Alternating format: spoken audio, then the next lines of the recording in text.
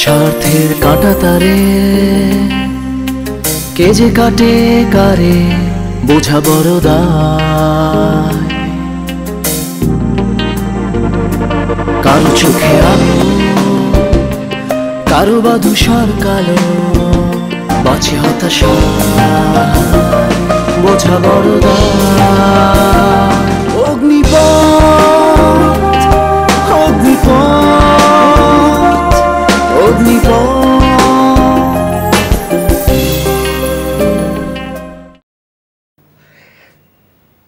কি ব্যাপার? আমি আমার চা পাবো না দিয়া? সরি, এক্ষুনি নিয়ে আসছি, 1 মিনিট লাগবে।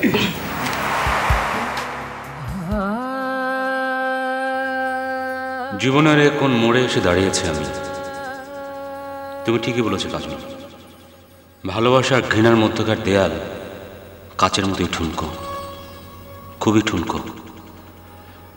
আমরা যদি তালাতকে আয়নার কাছে সোপর্দ করি তাহলে বাড়ির লোকজন কি তা মেনে নিতে পারবে?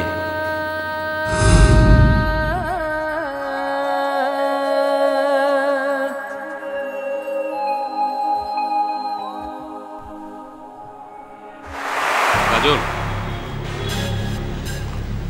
কাজল, আমি তোমাকে কথা দিচ্ছি, তালাতকে আমি অবশ্যই ফাঁসির শাস্তি দেওয়াবো।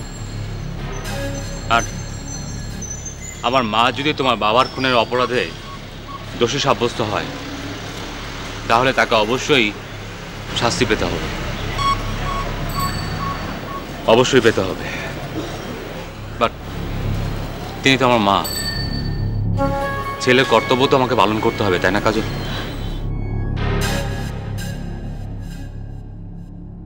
আর তুমি যেটা বলছো সেটা যদি তুমি না করো তাহলে? তাহলে তুমি আমাকে চিরজীবনের জন্য ছেড়ে যেও। আমি আর স্বামিত্বের অধিকারে তোমার সামনে গিয়ে দাঁড়াবো না কাজল।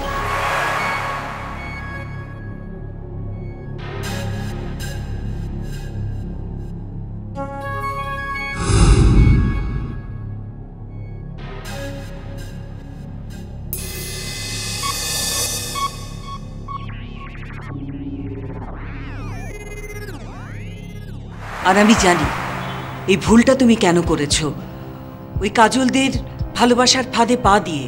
মা, না তুমি ভুল বলছো, কাজল সেরকম মেয়ে না।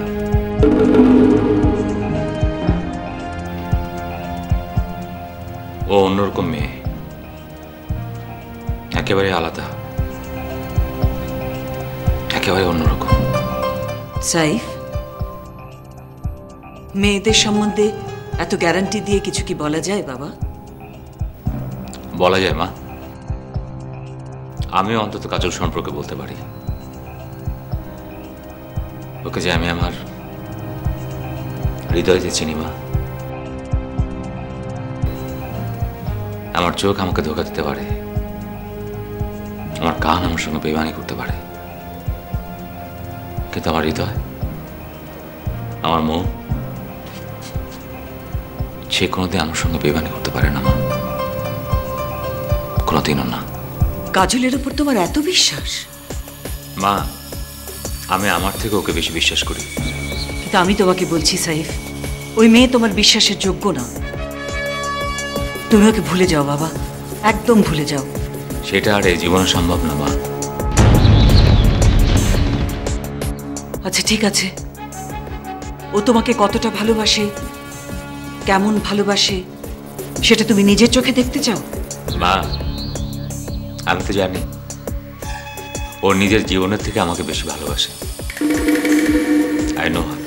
ঠিক আছে, আমি তোমাকে কথা দিচ্ছি সাইফ, তুমি আমার ছেলে। তুমি যখন কাজলকে ভালোবেসে বিয়ে করেছো, আমি অবশ্যই ওকে ছেলের বউ হিসেবে ঘরে তুলে নেব, ওকে বাড়ির বড় বউয়ের মর্যাদা দেব। শাশুড়ি না, আমি ওর মা হওয়ার চেষ্টা করব।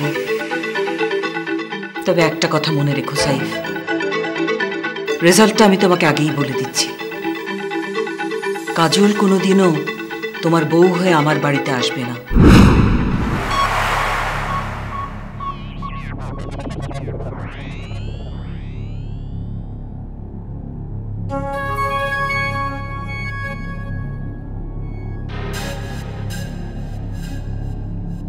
আমাদের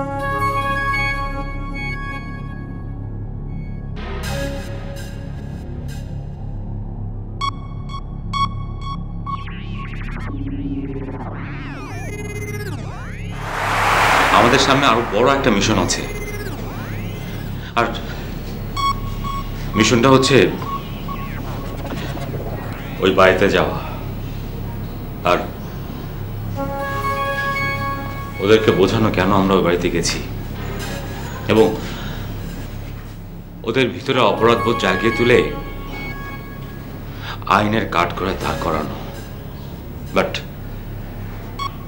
তার আগে আমার মাকে বলতে হবে যে তুমি ওই বাড়িতে যাওয়ার জন্য রাজি হয়েছো।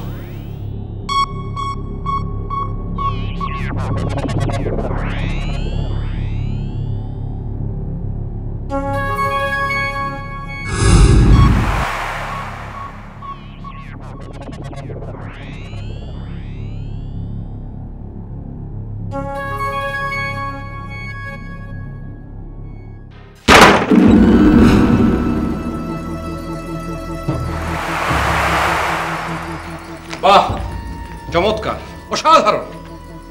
এই মতলব আপনি এই বাড়িতে ঢুকেছেন, অসাধারণ, তুলনা হয় না। মাম্মির চোখে ধুলো দিয়ে নিজের বউকে খুশি করতে চাও? হ্যাঁ, কি বলেছো মাম্মিকে? আমি যেন পুলিশের কাছে আত্মসমর্পণ করি?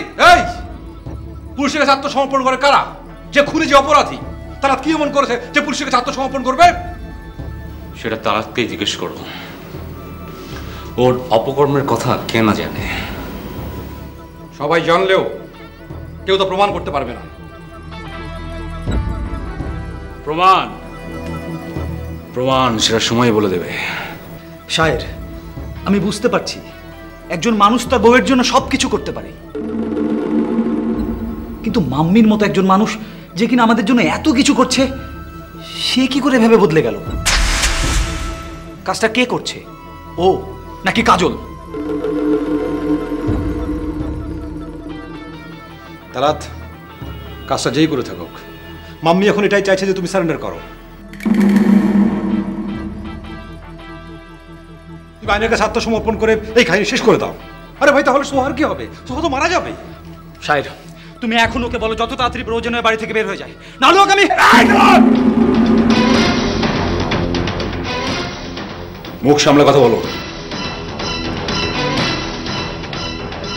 পকেটে ঢোকাও, পকেটে ঢোকাও। এই মুহূর্তে ব্যাগটা গুছিয়ে বাড়ি থেকে বেরিয়ে যাও। Very simple. বেটাও।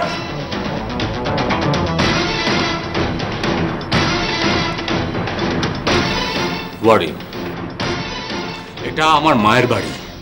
এই বাড়ি থেকে আমি কিছুতেই বের হব না। তাহলে তোর কবরটাও তোর মায়ের সাথে এ বাড়িতেই দিয়ে দেয়।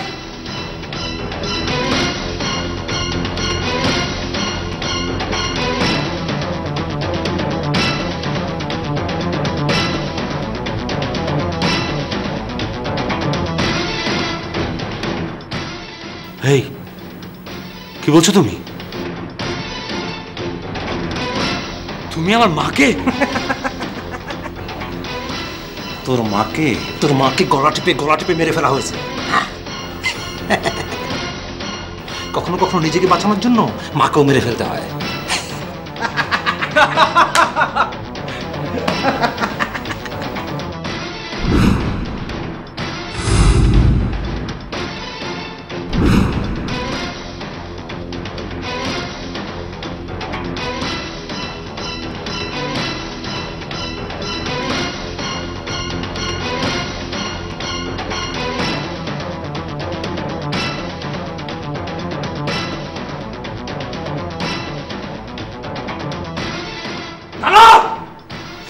তুই আমার মাকে মেরেছিস, তোরা আজকে আমি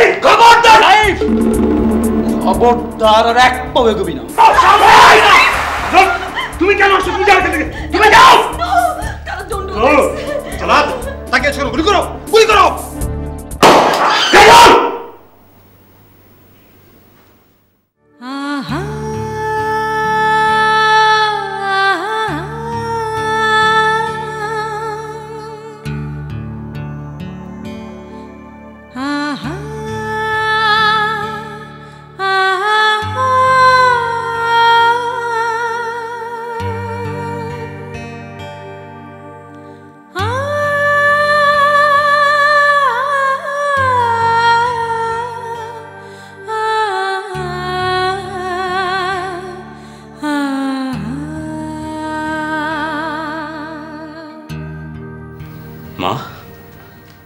মা,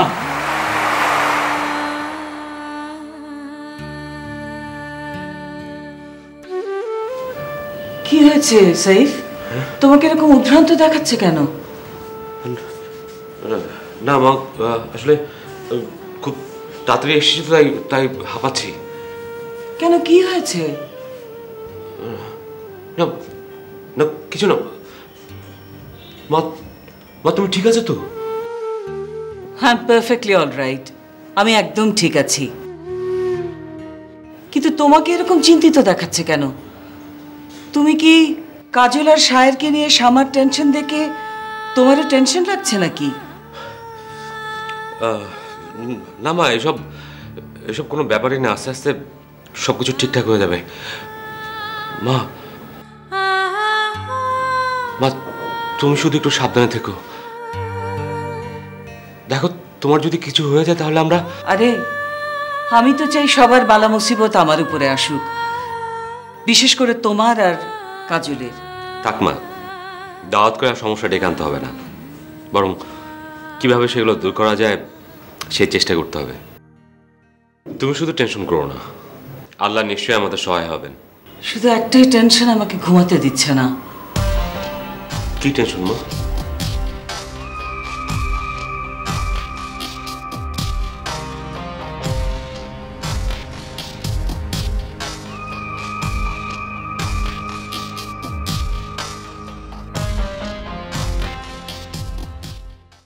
কান্না ছাড়া আমাদের আর কি বা করার আছে এখন বল? মা, কেঁদে কি হবে? যার যাওয়ার সে তো চলে গেছে, এখন আর কান্নাকাটি করে কি লাভ বলো? আর রাইসা আর স্যারের বিয়েতে কি সমস্যা আমি তো বুঝতে পারছি না মা। বোঝা বোঝা সায়রা, বোঝা। তোর মাকে একটু ভালো করে বোঝা। আমি কিছু জিজ্ঞেস করলে তোর মা বলে রাইসাকে জিজ্ঞেস করবো। আচ্ছা, এটা কোনো উত্তর হলো? দেখ সায়রা, তুই এই বাড়ির বড় মেয়ে, বিয়ে হয়েছে, এখন স্বামী আছে, সংসার আছে। হ্যাঁ, হয়তো ওই মেয়েটাকে তুই নিজের পেটে ধরিসনি, কিন্তু তাও তো তুই মা হয়েছিস।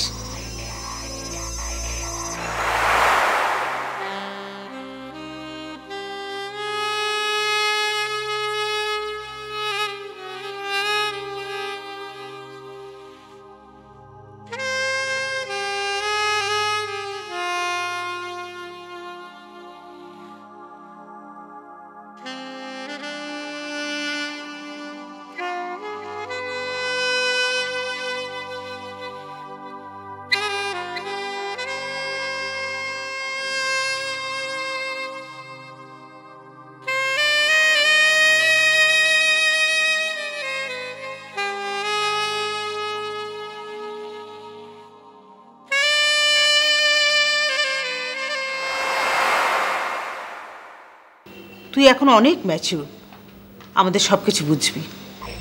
তুই বল, এই যে কাজল, এই কাজলকে তোর মা বেশি স্বাধীনতা দিয়ে দিয়ে আজকে কি অবস্থা করেছে। তার মানে আমাদেরকে তাহলে এখন জামাইয়ের কামাই খেতে হবে? দেখো ভাবি, আমি কিছু বললেই তুমি আমার উপর রাগ করো। কি করবে বলো? সবই তোমার ভাগ্য। তুমি নিজে তো কোনো ছেলে জন্ম দাওনি, তোমার তিনটা মেয়ে। তুমি এখন জামাইয়ের কামাই খাবে না তো কার কামাই খাবে বলো? আর অসুবিধাটা কি? তাহলে তো ছেলেই জন্ম দিতে। তারা আচ্ছা, এখন এসব কথা বলার কি মানে?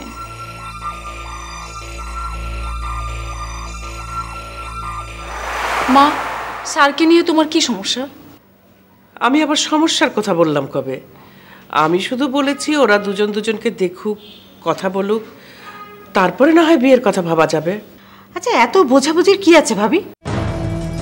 তোমার সামনেই তো বসে আছে তোমার বড় মেয়ে সায়রা। ওর যে বিয়ে হলো, ওকে আগে থেকে সব কিছু বুঝে শুনে তারপর সংসার শুরু করেছে? বিয়ের পর তার হাজবেন্ডকে বুঝেছে। একটা মেয়ে, সে মেয়ের মা হয়েছে, যে মেয়ের জন্ম ও নিজে দেয়নি। দেখো ভাবি, আর সেই জন্যই সায়রা নিশ্চিন্তে স্বামী, সংসার, সন্তান নিয়ে একটা সুখে সংসার করছে। কিন্তু ভাবো, এখন যদি রাইসার সাথে আরমানের বিয়েটা না হয়, তাহলে তাহলে তো এর একটা কুপ্রভাব ওর সংসারের উপর পড়বে না বলো?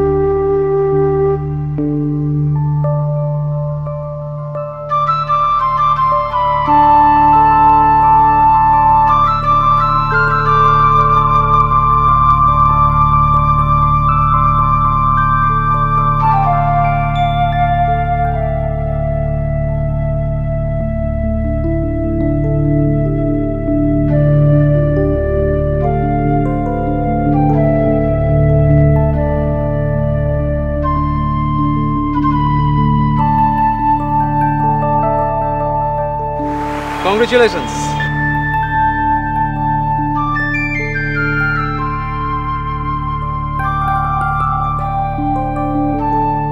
For what? চাকরিটা হয়ে গেছে তাই না? আপনি জানলেন কি করে? শোনো, মানুষ যখন খুব খুশি থাকে তখন তার চোখ এক্সপ্রেশন লুকিয়ে রাখতে পারে না, ঠিক যেমনটা তুমি এখন পারছো না। কি ভুল বললাম?